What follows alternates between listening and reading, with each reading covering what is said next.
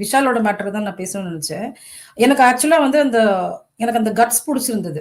Because இத்தனை பேருக்கு அதாவது தனியா சௌந்தர்யாட்ட மட்டும் சொல்லாம, இன்னைக்கு அத வந்து ஓப்பன் அப் பண்ணி இத்தனை பேர் பார்க்குற ஒரு ஷோல இந்த ஒரு வீக்கெண்ட்ல வந்து அவர் ஓப்பனா உடைச்சு ஆனா அவர் சொல்லும்போதே வந்து எனக்கு புரிஞ்சிருச்சு. சௌந்தர்யாக்கு இது எதுவுமே புரியல அப்படிங்கிறதும் எனக்கு ஆமா, புரிஞ்சிருச்சு புரியல அவர் ரியாக்ஷன்ல. புரியல. ஏன்னா அதுக்கப்புறம் அவர் அயான் கிட்ட கேட்பா என்ன சொன்னாரு அப்படின்னு. பட் அவர் சொன்னாரு. இன்னைக்கு சொன்னதும் கூட ஒரு குட்டியோண்டு கொஞ்சம் கிளாரிட்டி இன்னும் குடுத்துருக்கலாம். But at least I am happy that open up பண்ணி சொன்னதே ஒரு பெரிய விஷயமா தான் பார்க்குறேன். அதுக்கு ஆமா. ஒரு கட்ஸ் வேணும். யா. அது வந்து ஏன்னா அப்புறம் அவ புரிஞ்சுக்கிட்டா. என்னோட கேரக்டரே ஏதோ தப்பா பேசின மாரி தானே இருந்தது அப்படின்னு கேட்கிறா. சோ அப்போ உங்களுக்கு என்ன புரியுதுன்னா, இந்த மேட்டர் இத்தன நாளா சௌந்தர்யாக்கு இத மைண்ட்லயே வரல. வரல.